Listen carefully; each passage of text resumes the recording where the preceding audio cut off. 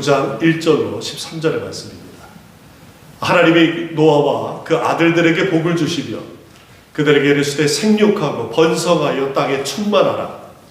땅의 모든 짐승과 공중의 모든 새와 땅에 있는 모든 것과 바다의 모든 물고기가 너희를 두려워하며 너희를 무서워하리니 이것들은 너희의 손에 붙였으니라. 모든 산동물은 너희의 먹을 것이 될지라 채소같이 내가 이것을 다 너희에게 주노라. 그러나 고기를 그 생명에는 기째 먹지 말 것이니라. 내가 반드시 너희의 피 곧 너희의 생명의 피를 찾으리니 짐승이면 그 짐승에게서 사람이나 사람의 형제면 그에게서 그의 생명을 찾으리라. 다른 사람의 피를 흘리면 그 사람의 피도 흘릴 것이니 이는 하나님이 자기 형상대로 사람을 지으셨으니라. 너희는 생육하고 번성하며 땅에 가득하여 그 중에서 번성하라 하셨더라. 하나님이 너와 그와 함께 아들들에게 말씀하여 주시되 내가 내 언약을 너희와 너희 후손과 너희와 함께한 모든 생물 곧 너희와 함께한 새와 자축과 땅의 모든 생물에게 세우리니 강 위에서 나온 모든 것 곧 땅의 모든 짐승이니라. 내가 너희와 언약을 세우리니 다시는 모든 생물을 홍수로 멸하지 아니할 것이라. 땅을 멸할 홍수가 다시 있지 아니하리라. 하나님이 이르시되 내가 나와 너희와 및 너희와 함께하는 모든 생물 사이에 대대로 영원히 세우는 너희의 증거를 이것이니라. 우리 함께 읽습니다. 내가 내 무지개를 구름 속에 두었나니 이것이 나와 세상 사이의 언약의 증거니라. 하나님의 말씀입니다. 누가복음 15장을 보면은 세 가지 비유가 나옵니다. 첫 번째는 잃은 양을 되찾는 목자의 비유가 나옵니다. 두 번째는 드라크마를 이 동전을 잃어버린 여인이 이제 동전을 찾는 비유가 나옵니다. 마지막으로는 둘째 아들이 아버지 곁을 떠나서 이제 방황하다 다시 아버지 집으로 돌아올 때 그 아들을 찾는 아버지 비유가 나오게 됩니다. 이 세 가지 비유의 공통점은 잃어버렸던 것, 가장 귀한 것, 잃어버렸던 것을 다시 되찾았다라고 하는 비유의 의미를 갖고 있습니다. 잃어버린 양, 잃어버린 그 귀중한 동전, 그리고 아들까지. 이들은 잃어버린 바 되었다가 다시 찾아서 그 기쁨이 정말 어떻게 표현할 수 없는 그 기쁨을 갖고 있습니다. 우리도 가장 귀중한 것들을 잃어버린 그것을 경험했을 것입니다. 그러나 무엇보다도 하나님께서 갖고 계신 가장 귀한 것, 그것을 우리에게 주셨는데 우리가 그것을 잊어버린 것이 있는가 다시 한번 생각해 봐야 됩니다. 우리 안에 하나님 주신 것 중에 잃어버린 그것을 회복하기 원합니다. 그리고 되찾기 원합니다. 오늘 말씀에서 우리 안에 잃어버린 것이 무엇이고 무엇을 찾아야 되는지 한번 같이 말씀을 통해서 나누고자 합니다. 첫 번째, 우리는 잃어버린 하나님의 약속을 되찾아야 됩니다. 하나님께서 우리에게 주신 그 약속의 말씀이 있는데 그 약속의 말씀을 회복해야 될 것입니다. 오늘 본문은 노아 방주 이 홍수 이야기의 배경입니다. 창세기 7장부터 홍수가 시작이 됩니다. 그때 홍수 전에 하나님께서 노아에게 큰 배를 만들라고 명합니다. 그리고 노아는 그 말씀에 순종해서 그 배를 만들게 됩니다. 몇 해 전에 사역하던 교회 교인들과 켄터키에 있는 그 노아 방주 모형 거기를 가본 적이 있습니다. 정말 크더라고요. 성경에 있는 사이즈대로 만들었다는데 모양은 조금 그 현대식으로 겉모양을 만들었지만 크기는 그와 같은 거예요. 길이가 무려 137m예요. 500피트 정도 됩니다. 목조로 만든 배 중에 가장 큰 인류 역사에서 가장 큰 배라고 합니다. 그 위에는 철제로 만들고 그랬기 때문에. 그런데 노아는 그때 당시에 미친 사람 취급을 받았어요. 동네 바보였습니다. 왜냐하면 산에다 배를 만들었기 때문에 그래요. 그리고 그곳에서 노아와 그 가족들은 열심히 배를 만들었습니다. 그 이유는 딱 한 가지예요. 하나님께서 명하신 그 명령에 순종한 것입니다. 노아는 죄악된 세상에서 하나님의 말씀을 듣고 순종하여 방주를 만든 것입니다. 결국 노아와 그의 가족 그리고 선택받은 동물들이 구원을 받았습니다.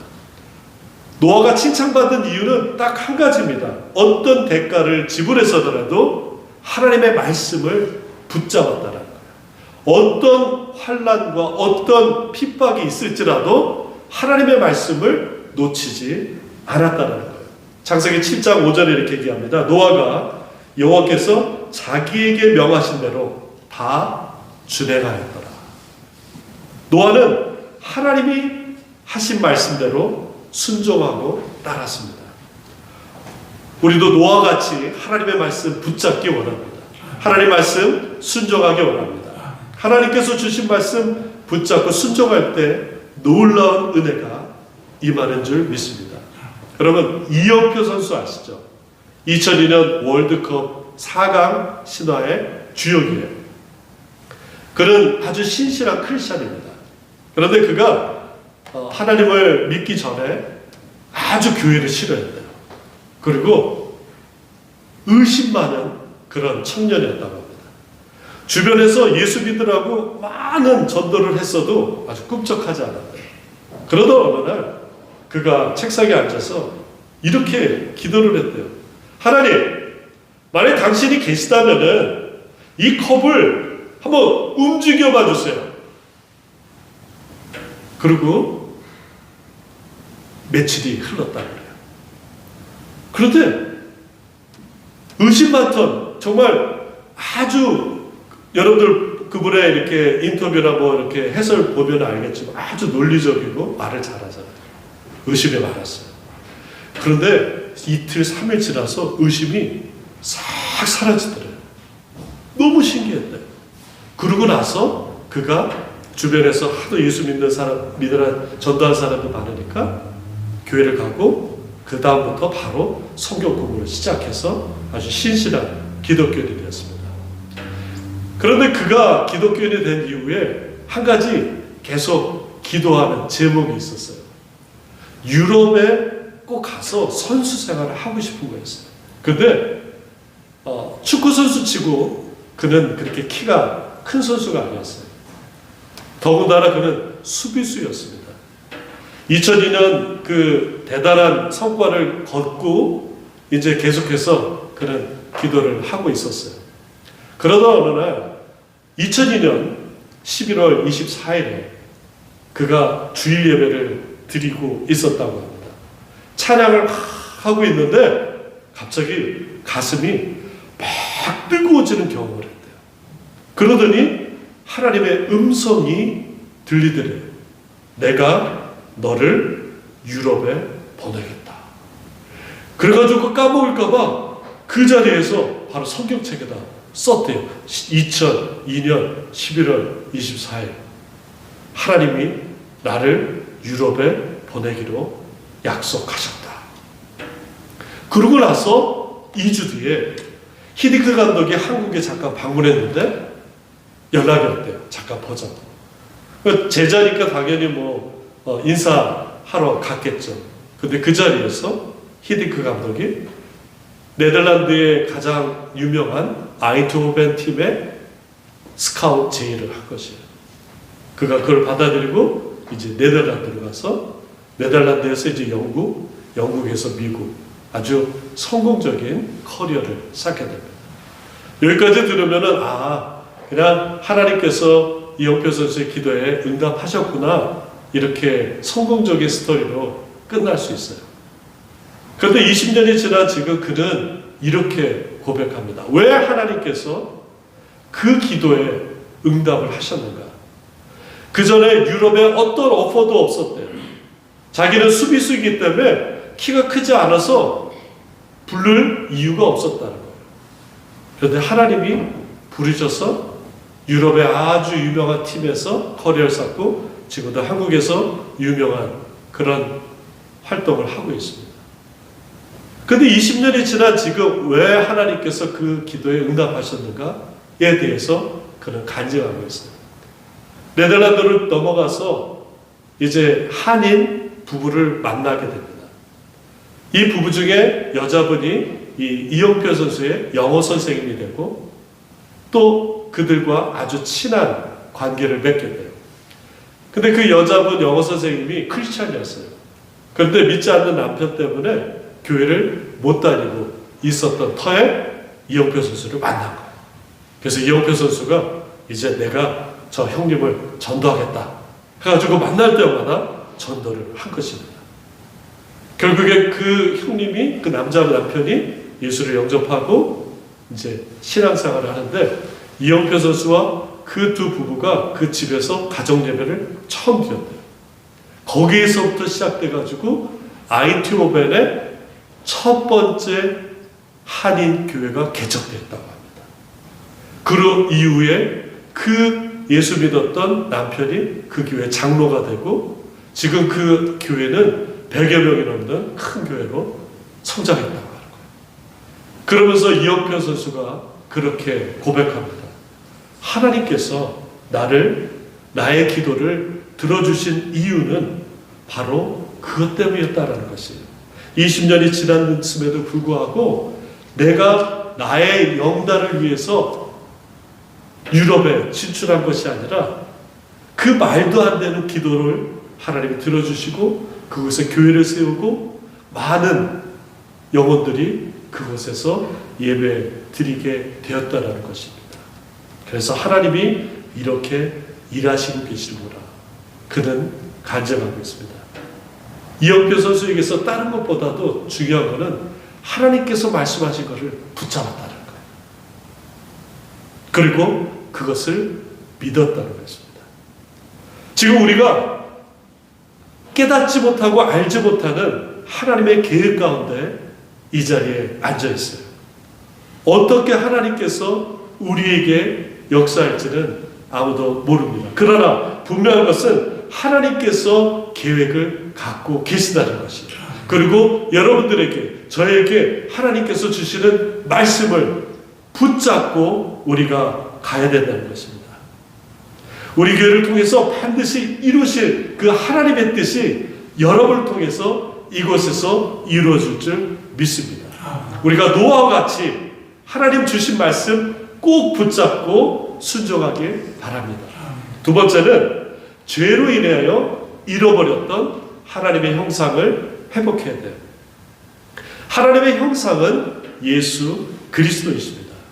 예수 그리스도께서 하나님의 모습을 드러내 주고 계세요. 창세기 1장 26절에 하나님이 사람을 하나님의 형상대로 창조하십니다. 하나님이 이르시되 우리의 형상을 따라 우리의 모양대로 우리가 사람을 만들고 그로 더불어 그들로 바다의 물고기와 하늘의 새와 가축과 온 땅과 땅에 기는 모든 것을 다스리게 하자 하시고 하나님이 자기 형상 곧 하나님의 형상대로 사람을 창조하시되 남자와 여자를 창조하셨다고 말씀합니다. 우리 안에 하나님께서 만드신 형상이 있는데 죄로 말미암아 그 형상이 잃어버린 바 되었던 것입니다. 그러나 예수 그리스도로 말미암아 그 형상이 회복되는 것입니다. 오늘 말씀 보면은 창세기 9장이죠. 오늘 말씀하신 것은 창세기 또 1장이에요. 아담을 만드시고 하나님의 형상대로 만드셨어요. 근데 오늘 말씀 보면은 좀 비슷한 말씀이 나오게 되는 것을 보게 됩니다. 오늘 말씀 우리 1절을 같이 한번 볼까요? 같이 읽습니다. 하나님이 노아와 그 아들들에게 복을 주시며 그들에게 이르시되 생육하고 번성하여 땅에 충만하라. 자, 이거는 9장이에요. 근데 어느 말씀하고 좀 비슷하죠? 창세기 1장 말씀하고 비슷해요. 2절도 한번 읽어볼까요? 땅의 모든 짐승과 공중의 모든 새와 땅에 기는 모든 것과 바다의 모든 물고기와 너희를 두려워하며 너희를 무서워하리니 이것들은 너희 손에 붙었습니다. 자, 창세기 1장의 말씀은 아담을 만들기 전에 하나님께서 이제 형상대로 만드시고 아담에게 명한 그 말씀입니다. 근데 오늘은 홍수로 모든 것들을 멸하신 다음에 노아에게 하나님께서 말씀하시는 것이에요. 이 두 가지를 보아서 우리가 알 수 있는 것은 하나님께서 원하시는 것은 하나님의 형상대로 만든 그 사람들이 다시 회복되기를 원하신다라고 하는 것입니다. 무슨 드라마 그 제목이 8일 열린가요? 저도 그 드라마 잘 못 봤는데 거기서 유명한 대사가 있습니다. 내 안에 너 있다. 내 안에 너 있다. 제가 볼 때는 작가가 누군지 모르는데 이거 상당히 성서적인 것 같아요. 우리 안에 하나님의 형상이 있는 것이에요. 그리고 죄로 인하여 잃어버린 바 되었던 것이 예수 그리스도로 말미암아 다시 회복된 것입니다. 사단은 끊임없이 우리에게 하나님의 형상을 다시 잃어버리고 다시 묻히고 가리려고 애쓰고 있어요. 그래야지만이 우리가 다른 형상을 안에다 집어 넣으려고 하기 때문에 그렇습니다.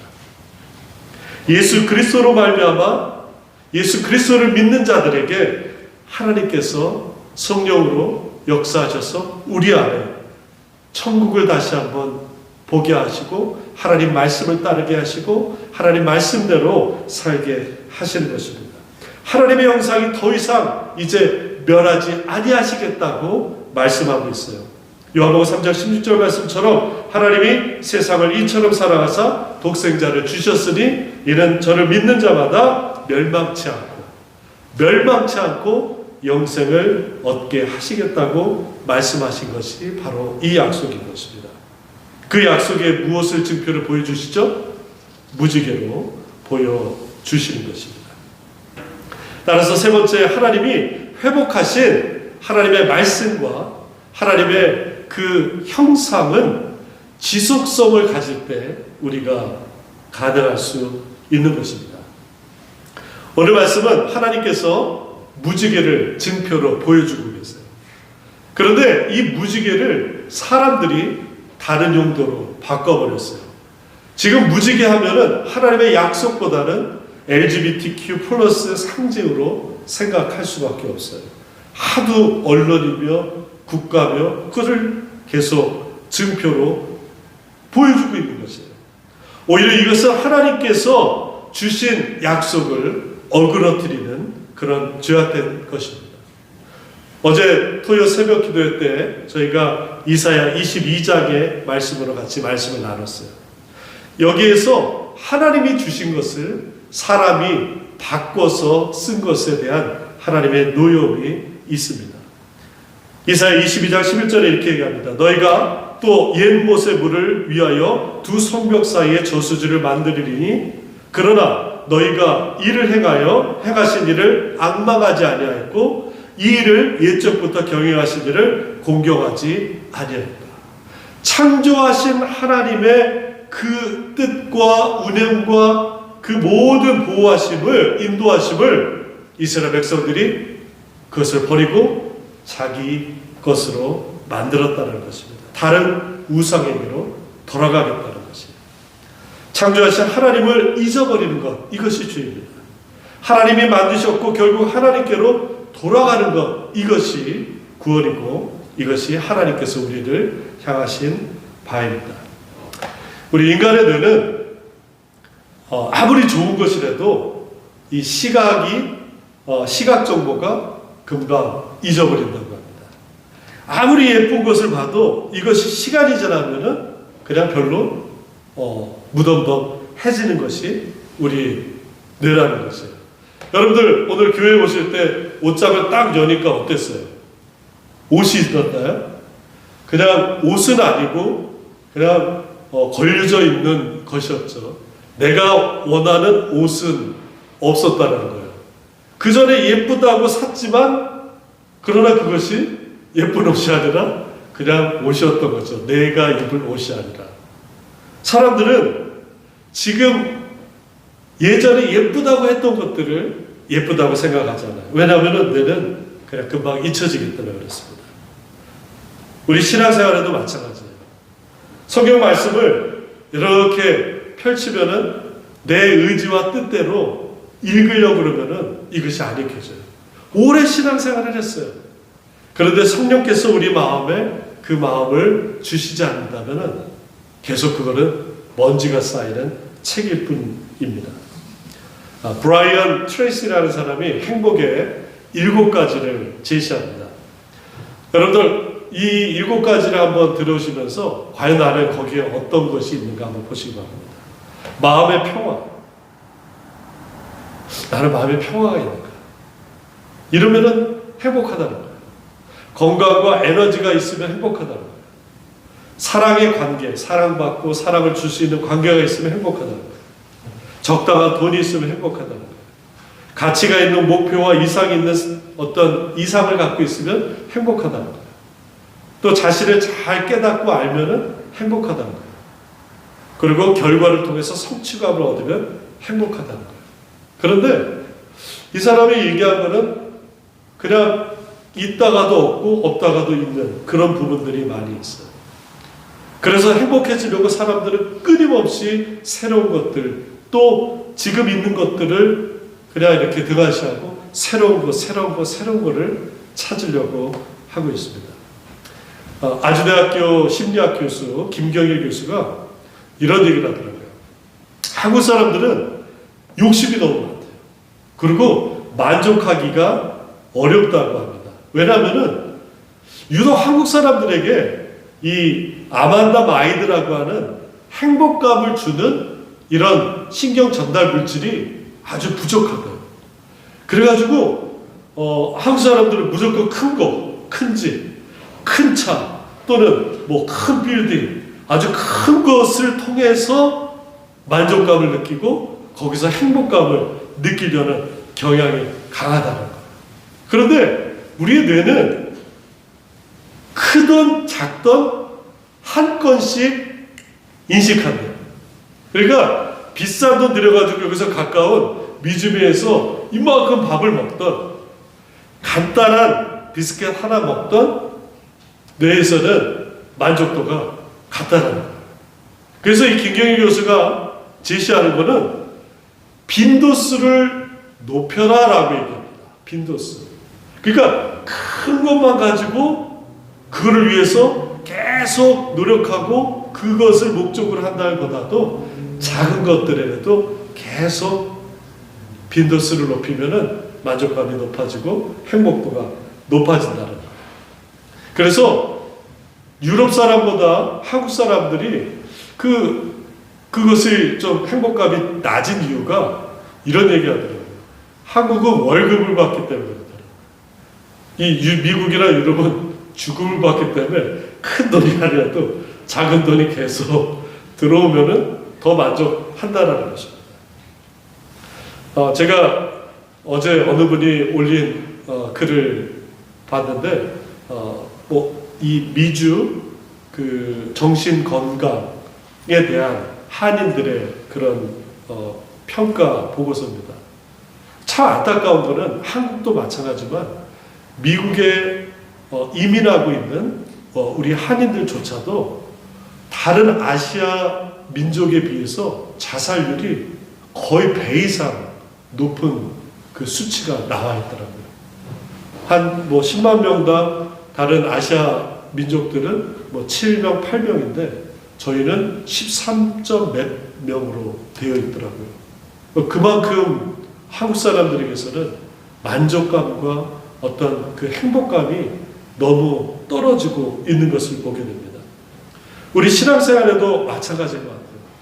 한번 크게 불받고 크게 한번 예배드리고 그냥 끝내지라고 하는 것이 아니라 예배 가운데서 매일매일 아니면 작은 시간들을 마련해서 그곳에서 주는 감사와 기쁨을 얻어야 될 줄 믿습니다.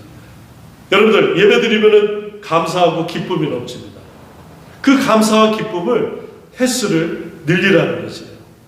성경을 보면은 감사하고 은혜를 받습니다. 그것을 횟수를 계속 늘리라는 거예요. 찬양도 마찬가지예요. 우리가 비싼 식당 가지 않아도 감사와 기쁨이 넘치는 교회인 것은 자그마한 샌드위치라도 우리가 먹고 함께 나눌 수 있어서 너무 감사합니다. 그리고 시키지도 않았는데 매주 우리 제니 집사님은 프로 그냥 차원에서 음식을 만들어 갖고 오고 있어요. 나중에 우리한테 팔려고 그러는지 먼저 맛배기로. 어저께도 늦게 연락이 왔어요. 목사님 코바김밥 싸갑니다. 저는 절대로 부담을 주지 않았어요. 장로님. 그 하나하나가 우리 어때요? 감사와 기쁨을 갖게 되는 거예요. 박영관 목사의 썰렁한 아재 개그에 여러분들 별로 웃기지도 않는데 웃어주는 거 다 알아요. 그렇지만 그것을 통해서 우리 안에 기쁨을 넘치게 하는 것입니다. 성경 공부할 때도 하나님께서 허락하신 그 말씀을 한 절 한 절 우리 안에 받아들일 때 우리 안에 기쁨이 넘쳐나는 거예요. 이렇게 하는 사이에 우리도 모르게 하나하나 쌓여가면서 우리 안에 있는 알지 못했던 그런 상처들이 치료받고 있는 것입니다. 우리가 갖고 있는 우리가 알지 못하는 그 시커먼 응어리들이 녹아내리는 것입니다. 무조건 큰 물 받으려고 큰 은혜 받으려고 기대하는 것이 아니라 작은 것을 계속 해나가는 것이 우리가 필요한 것이에요. 우리가 명심해야 될 것은 지속적으로 해야 된다는 것입니다. 지속적으로. 데살로니가 5장 말씀이 그런 의미에서 우리에게 의미가 있습니다. 항상 기뻐하라, 쉬지 말고 기도하라, 범사에 감사하라. 이는 그리스도 예수 안에서 너희를 향하신 하나님의 뜻입니다. 어느 그림을 봤어요. 사다리가 두 개가 있습니다. 한쪽 사다리는 목표 지점까지 100씩 이렇게 넓은 칸으로 되어 있습니다. 또 한쪽 사다리는 목표 지점까지 10씩 아주 작은 사다리가 이렇게 있습니다. 근데 그림에는 어느덧 이 작은 칸에 사다리에 사람은 올라가 있고 이쪽 사람은 그냥 출발점에서 위만 쳐다보고 있어요. 참 의미가 있는 것 같아요. 이 그림의 제목은 지속성입니다. 지속성. 작은 목표를 계속 쌓아갈 때 우리는 한 칸 한 칸 올라갈 수 있습니다. 이제 연초가 지나서 이제 2월 말이 되고 있는데 처음 2024년 시작할 때 성경을 이만큼 읽어야지, 기도를 이만큼 해야지, 나는 이렇게 해야지 많은 계획을 갖고 있습니다. 그런데 그렇게 큰 거를 하다 보면은 오히려 하지 못해서 포기할 때가 많이 있어요. 작은 것부터 하나하나 올라갈 때 우리는 지속적으로 목표에 올라갈 수 있을 줄 믿습니다. 여기 뭐 30대, 40대 분들은 잘 모르실 수 있는데 한국의 전설적인 복서 홍수환 선수가 있어요. 이 홍수환 선수는 한국인 최초로 2체급 세계 챔피언을 됐어요. 그리고 너무 잘하는 4전 5기 4번 다운받고 또 일어나서 승리한 그런 전설적인 선수입니다. 근데 이 홍수환 선수가 권투를 가르칠 때 항상 하는 얘기가 원투래요. 저도 뭐 권투를 안 배워봐가지고 잘 모르는데 원투라고 이거를 아주 강조합니다.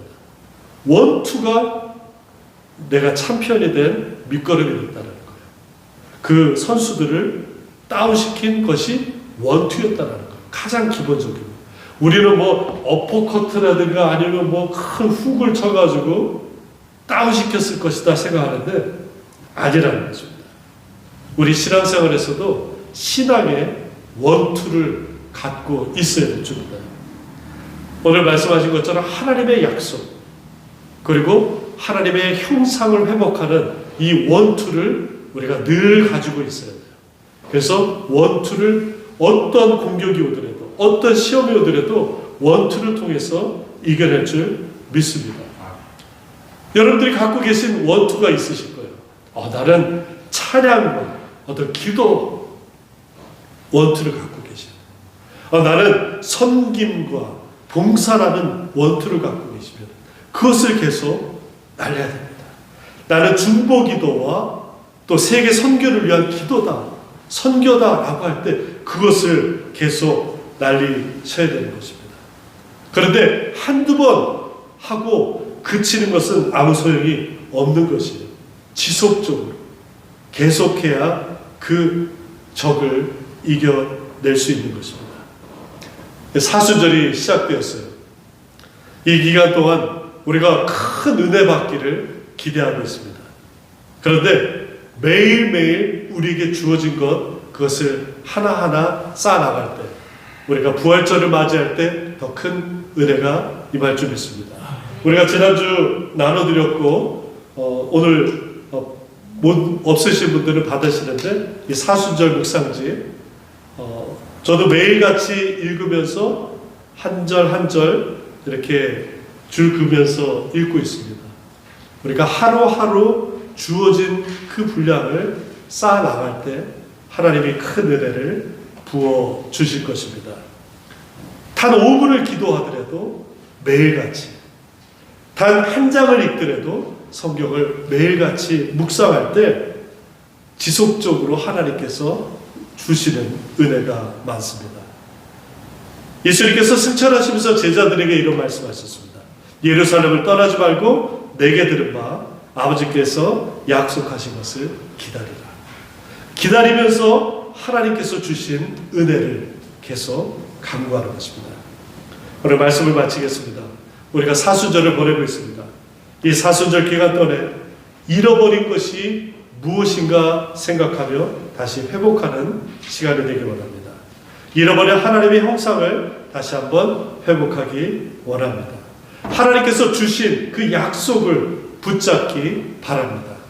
내 욕심, 내 죄로 인해서 하나님 말씀을 잊어버렸다면 다시 한번 그 말씀을 붙잡고 나가시기 바랍니다.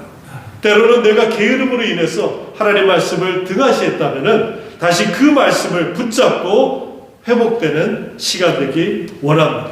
그것이 단번에 하는 것이 아니라 하나하나 하나님께서 늘 동행하시는 은혜로 말미암아 이어질 줄 믿습니다. 신약성경에서 사도 바울이 가장 많이 인용한 말씀은 은혜입니다. 로마서에서 20회, 고린도 전후서에서 223회, 그리고 다른 서신서에서 48회의 말씀을 은혜로 사용하고 계십니다.